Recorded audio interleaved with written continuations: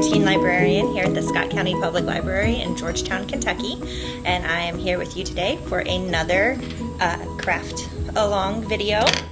So for this video, I wanted to do some scrape painting, which is a really fun thing. If you haven't done it before, you're going to really enjoy this.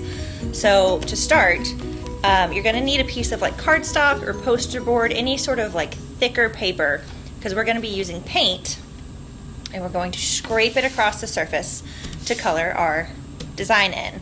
So I have a pumpkin that I've sketched out. If you find a design you can print out or anything like that, that'll be really fun. And then I also have a piece of black paper, just black construction paper, that I'm going to use as my background when I finish painting my pumpkin. So you'll also need paint. I have some red, orange, and yellow here for fall, but you can use any colors you want. This is, completely up to you. A glue stick for gluing, scissors for cutting out, and then you'll also need something to scrape your paint with. So I'm going to use my library card, which hopefully you all have one. Just make sure you clean it off before you come back. And then, but you can also use like a popsicle stick, even a clothespin. They've got a straight edge. We have like a binder clip, or if you have like a chip clip at home, or even a ruler. I like the credit card, or you could use a credit card, just clean that off too. I like to use a library card or other kind of solid card, because it's it's small. I can hold it in my hand and it gives me more control.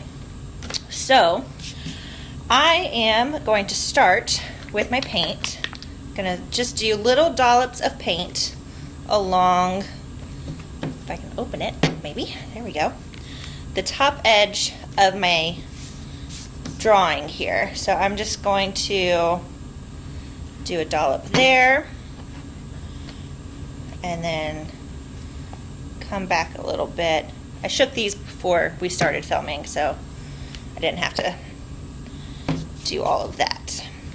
So I'm kind of spacing them out a little bit, because as you scrape they will spread, but you don't want them too far apart. And you can always come back and make your dots bigger, or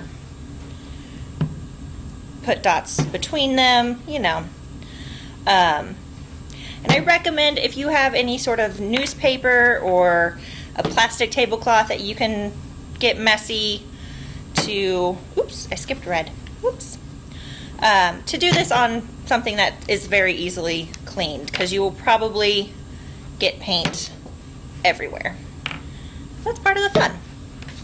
So we have our paint. I'm going to clear some space here, and I'm going to take my card. I'm just going to hold it and just start at the top edge of my paper and scrape down. And as I scrape, the paint will color in my pumpkin. And it's going to kind of mix. This is a really cool thing to also look at, mixing colors, if you want to do red, yellow, and blue, and mix your primary colors and see kind of what they do. So we've got my pumpkin colored in. Now I'm going to take this kind of puddle over here, scrape it back across, and just color. So it's kind of fun, very messy, but All right. Now we got a pumpkin. Okay. So I'm going to take Kleenex here and wipe off my library card, because I like to continue using my library card. So get that nice and clean so I don't get fussed at. All right.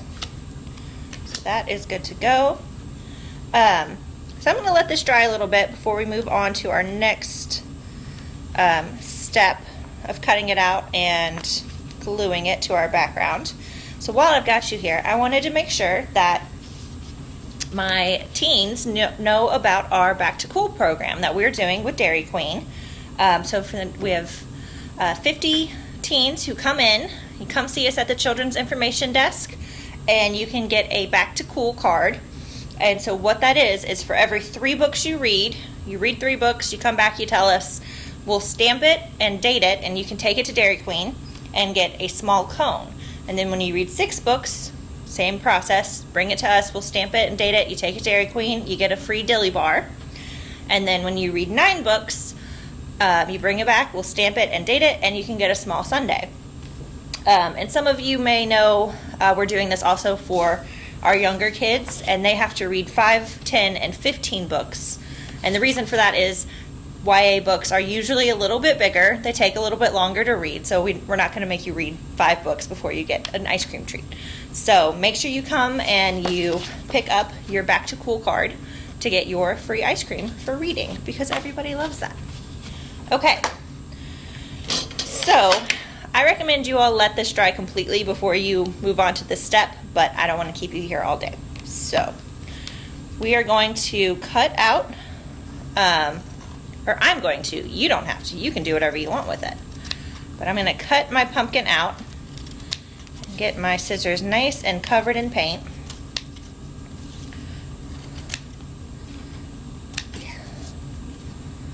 I'm trying not to get paint on me, so it's a little bit of a slow process.